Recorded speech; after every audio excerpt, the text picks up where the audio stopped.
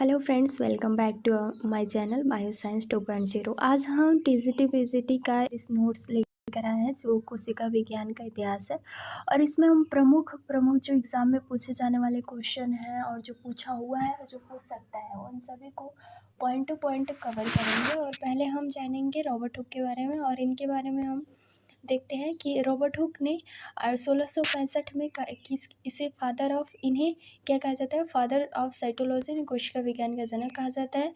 इन्होंने कार्क के पतले टुकड़ों में मधुमक्खी के छाते जैसे कोष्ठक जैसी संरचना देखी और उन्हें सेलुला, जिसका अर्थ है कि छोटा कमरा नाम दिया।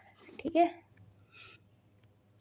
वास्तव में जो हाइल्ड रॉबर्ट हुक है, वो रॉबर्ट हुक ने वास्तव में मृत कोशिकाओं यानी डेड सेल की कोशिका भित्ति में सेल वॉल को देखा था, और उन्होंने अपनी इन खोजों को अपनी प्रसिद्ध पुस्तक माइक्रोग्राफिया में प्रस्तुत किया। तो माइक्रोग्राफिया किसके द्वारा लिखित पुस्तक है? तो वह है रॉबर्ट हुक के द्वारा।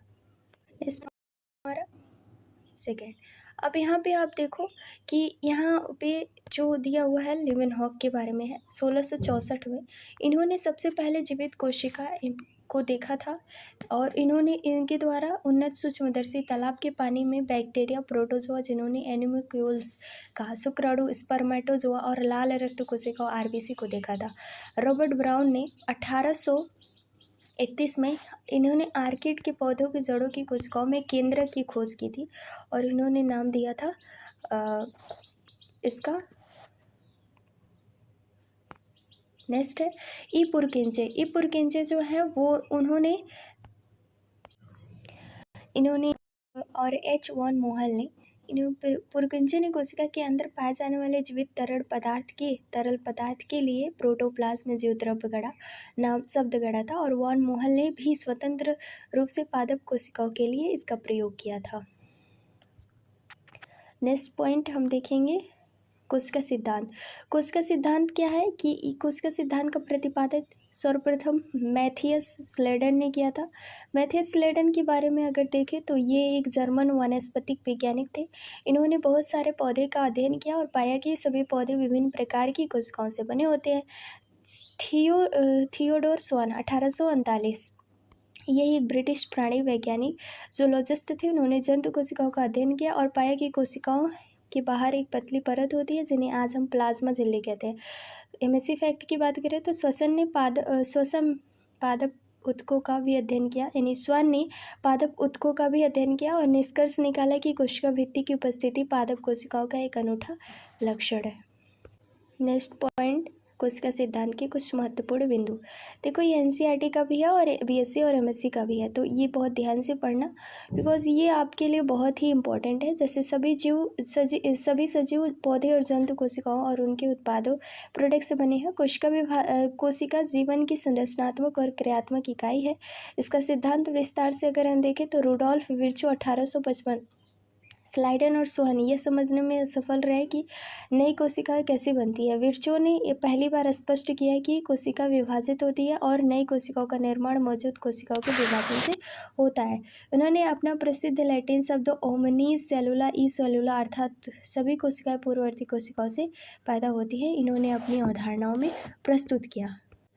नेक्स्ट है हमारे कुछ कोशिका सिद्धांत के अपवाद है। जैसे विषाणु की बात करें, वायरस, इसमें वायरस और कोशिका एसेलुलर होता है। इनमें कोई प्रोटोप्लाज्म में उपापचय मेटाबॉलिज्म नहीं होता है।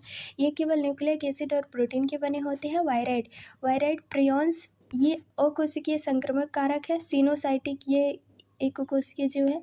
सिनोसाइटिक ऑर्गेनिज्म वोचेरिया सवाल, राइजोपस कवक जिसमें कोशिका द्रव्य तो होता है लेकिन केंद्रक अनेक होते हैं। मल्टी न्यूक्लिएटेड कंडीशन जिससे स्पष्ट होता है कोशिकीय सीमाएं नहीं दिखती।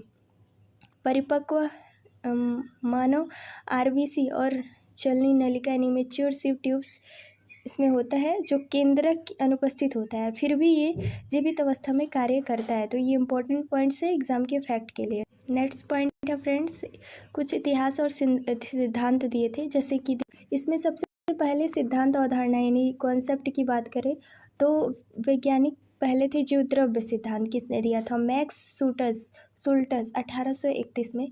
कोशिका जीवद्रव्य का एक पिंड है, इसके अंदर एक केंद्रक होता है, इन्होंने दिया था। प्रोटोप्लाज्म जीवन का भौतिक आधार, थॉमसन हक्सले ने 1868 में दिया था। इन्होंने protoplasm is the physical basis of life कहा। ऑर्गेनिज्मल थियरी इन्होंने किसने दिया था? ऑर्गेनिज्मल इसमें दिया गया था। तो ये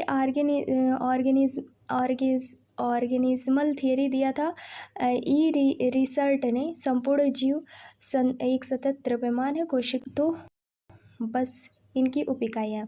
जर्मोप्लाज्म की बात करें सिद्धांत, ये अगस्त वीज़मैन ने दिया था। इनका शरीर 2 प्रकार के द्रव्यों से बना होता है, सोमैटोप्लाज्म में कई और जर्मोप्लाज्म जनन केवल जर्मोप्लाज्म ही अगली पीढ़ी में जाता है।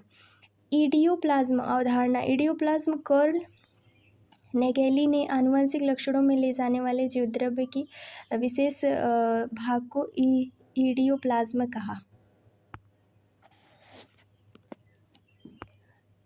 नेक्स्ट पॉइंट देखो, कोशिकांगों की खोजकर्ता। माइटोकॉन्ड्रिया को सर्वप्रथम किसने कीटों की रेखित पेशियों पे देखा? तो कॉलिकर ने देखा 1880 में। बायोप्लास्ट किसने नाम दिया? रिचर्ड आल्टमैन ने दिया था 1890 में। माइटोकॉन्ड्रिया का नाम कॉल वेंडा ने 1898 में दिया था। गोल्जी काय की बात करें तो कैमिलो गोल्जी ने 1898 में इसका नाम दिया था। उल्लू और बिल्ली की तंत्रिका कोशिका में इसकी खोज की थी।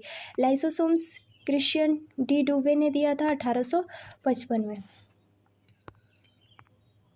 नेक्स्ट है राइबोसोम्स की बात करें तो राइबोसोम की खोज का शब्द जो है वो जॉर्ज फैलेडे ने।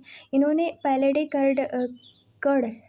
पार्टिकल्स भी कहा जाता है। पादप कोशिका में सबसे पहले रोबिन्स और ब्राउन ने 1853 में देखा था। और सेंट्रीसोम्स एडुवर्ड वेनेडेन 1883 द्वारा खोजा गया, लेकिन सेंट्रीसोम्स नाम थियोडोर वेवरी ने 1888 में दिया था। प्लास्टिड अर्नेस्ट हैकेल ने 1866 में खोजा। क्लोरोप्लास्ट नाम AWS स्पिनर ने दिया था आपका क्लोरोप्लास्ट का नाम। नेक्स्ट है, अब देखो कुछ इंपॉर्टेंट पॉइंट यहाँ पे भी हैं। जैसे देखो, इलेक्ट्रॉनिक मील के पत्थर के समान होता है। जैसे इलेक्ट्रॉन सूक्ष्मदर्शी की खोज अर्नेस्ट रस्का और मैक्स नॉल ने किया था, यानी रस्का और नॉल ने किया था 1832 में। इनके द्वारा इस खोज के बाद कोशिका विभाजन के इतिहास में क्रांति आई, कोशिकाओं की सूक्ष्म संरचना को समझा जा सका। क्रोमेटिन इसका शब्द वॉल्थर फ्लेमिंग ने दिया था और इन्होंने समसूत्री विभाजन को भी खोजी थी। और गुणसूत्र क्रोमोसोम शब्द हेनरिक वॉन वोल्डेयर ने 1888 द्वारा दिया गया था।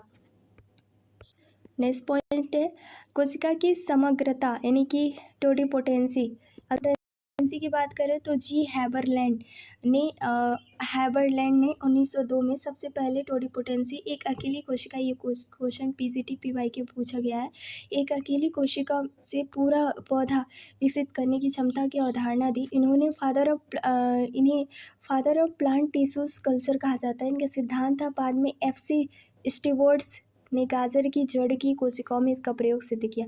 केंद्रक का महत्व, जो अचीम हैमरलिन ने 1953 में एक कोश के सवाल एसिटाबुलेरिया पर प्रयोग करके सिद्ध किया कि केंद्रक ही कोशिका का विकास और आनुवंशिक लक्षणों को नियंत्रित करता है।